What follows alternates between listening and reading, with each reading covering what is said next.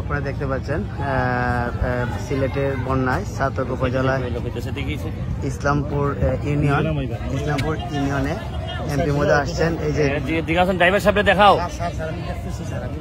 এই যে দেখতে পাচ্ছেন এই যে অনেকগুলো মানুষ এই যে স্কুল করে আশ্রয় নিচ্ছেন। তো আমাদের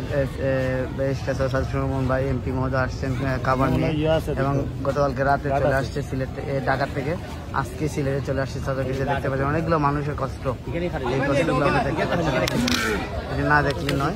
দেখতে পাচ্ছেন গাছের লোক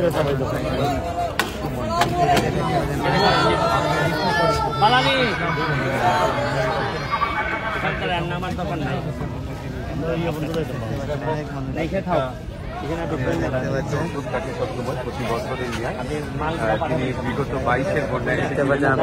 আবার আসছেন অনেক মানুষের উপহার দেওয়ার জন্য। মাননীয় সংসদ সোনারঘাট, হবিগঞ্জ, মাধবপুরের থেকে আমরা এই মুহূর্তে কতটা পরিবার আছে? 4টা পরিবার আছে। আর এদিকে আশেপাশে ওই যে উঁচু বিল্ডিং এ আশ্রয় নিতে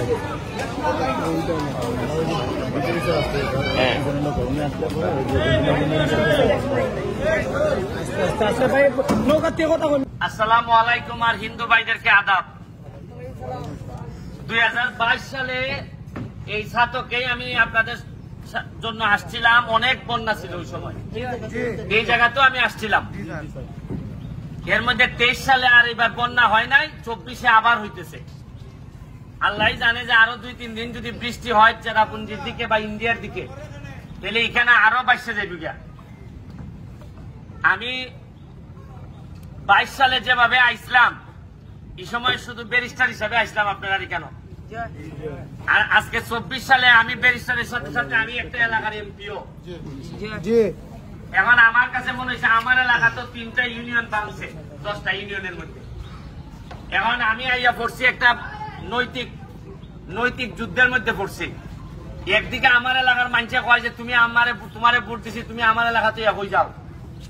আবার আপনারা যদি কেন না আইতে মানুষে একটা প্রশ্ন তুলবো যে বেটা এমপি বুঝতে গেছি কেমন হয়।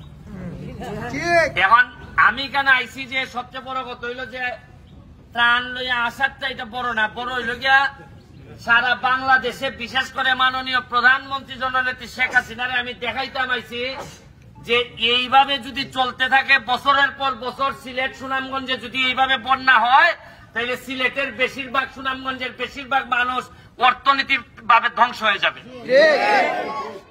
বিভিন্ন কারণে এই বন্যা হইতেছে। আজকে আইলাম ধরেন খালি লইয়া, আগামীবারও যদি বন্যা হয় কত মানুষ আপনারা আইব।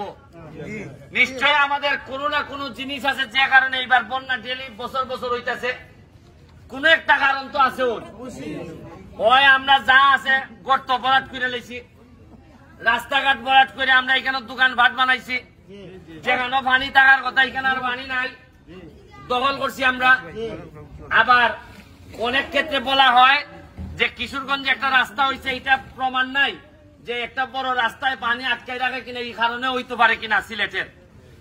এখন আমি আইছি আপনাদেরকে সারা বাংলাদেশে দেখাইতাম যে কিভাবে পানি উঠতেছে মানুষের ঘরে ঘরে। আর এখন সময় আইছে যে দল মতের ঊর্ধ্বে উঠে একজন শাহজালালের উত্তরাধিকার মনে করে সবাই একসাথে বসে এই সমস্যার সমাধান করা।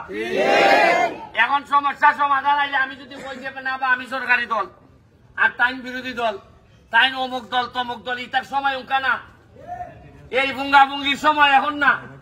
এখন মানুষের ঘরে ঘরে খানি ফাটানির সময়। আর ইতার আসল সময় ভুঙ্গাভুঙ্গি করেন দেখতে মানুষের নেতা হলে বেশি দাম দেয় না। উনকা আমার লোক পানি পায় না, আমার লোক খানি পায় না, উনকা খের দল যে খানি লিয়ে আইব ইতি আমার আপন মানুষ। আমি ওইটাই কইতাছি যে যারা তরুণ ইয়াং আছে তারা কইরে ভাই, মানুষ এখন মানুষ দেখতে চায় তোমার রক্তের মধ্যে মানুষের সেবা করার উপাদান আছে।